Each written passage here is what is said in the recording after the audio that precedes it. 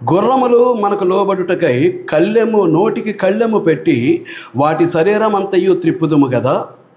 వాడలను కూడా చూడడి, అవి ఎంతో గొప్పవై పెనుగాలికి కొట్టుకొని పోబడినను వాడ నడుపువాని ఉద్దేశ్యము చొప్పున చిన్నదగు చుక్క మిక్కిలి చిన్నదగు చుక్కాని చేత త్రిప్పబడను.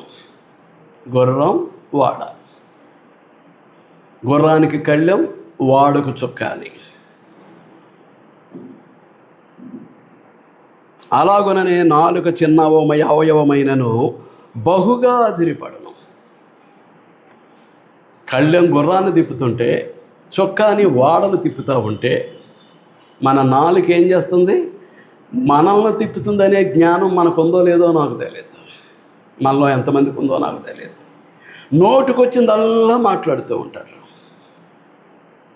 ఫోనుల్లో కావచ్చు, ముఖాముఖిగా కావచ్చు, ఏం మాట్లాడుతున్నామో తెలియకుండానే మునిగిపోతారండి.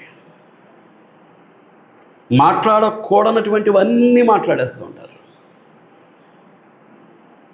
వ్యర్థమైనటువంటి ప్రతి మాటను గురించి ప్రభు యొక్క న్యాయపీఠం ముందు లెక్క చెప్పాల్సి ఉంటుంది అనేటటువంటి సంగతి వారికి జ్ఞాపకం ఉండదు. ఏం చేతనంటే వాక్యం జ్ఞాపకం ఉండటం చాలా కష్టం. ఏదో వినేసి వెళ్ళిపోతాం తప్ప అదంతా జ్ఞాపకం పెట్టుకుని వాక్యానుసారంగా బ్రతకాలి అని అంటే